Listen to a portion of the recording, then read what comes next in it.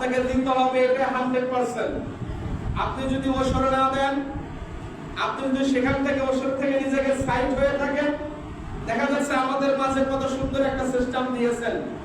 আপনি জমিতে, এটা আমাদের বর্তমান ভরা সিজন চলছে, আপনার চায়না ধান কাটবেন, পাশাপাশি হচ্ছে আপনার ভুট্টা আছে, এখন আবাদের দুইটা ফসলে আমাদের এদিকে মোটামুটি জাঁকজমক হবে। এই দুইটা ফসলেরই আপনাকে ওসর আদায় করতে হবে।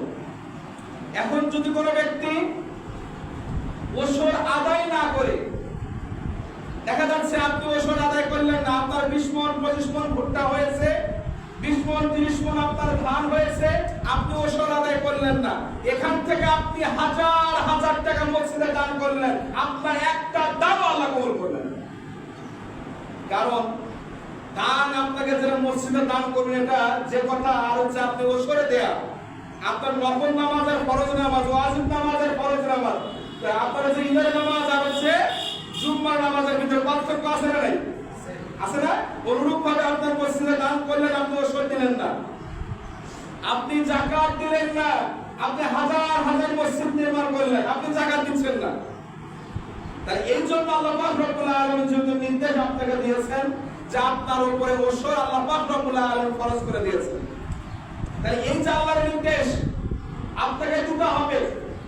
তাহলে আপনার যদি খুব কমন একটা বিষয়, এত অল্প জিনিস আল্লাহ আমাদেরকে দিতে বলেছেন, এমন নয় যে আপনাকে 3 ভাগের 1 ভাগ দেওয়া লাগবে, 4 ভাগের 1 ভাগ, 5 ভাগের 1 ভাগ, 6 ভাগের 1 ভাগ, এরকম না।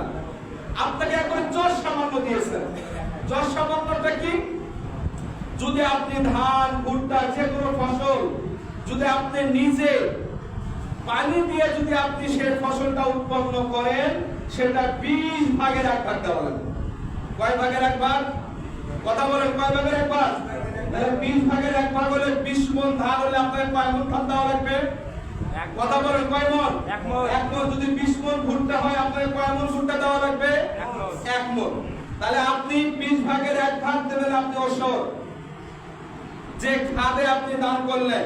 তারপরে হচ্ছে যদি আপনার এই জমিতে ফসলটা যদি আল্লাহর পানি দ্বারা যদি আপনার ফসল উৎপন্ন হয়, তখন আপনাকে দেওয়া লাগবে 10 মণে 1 মণ।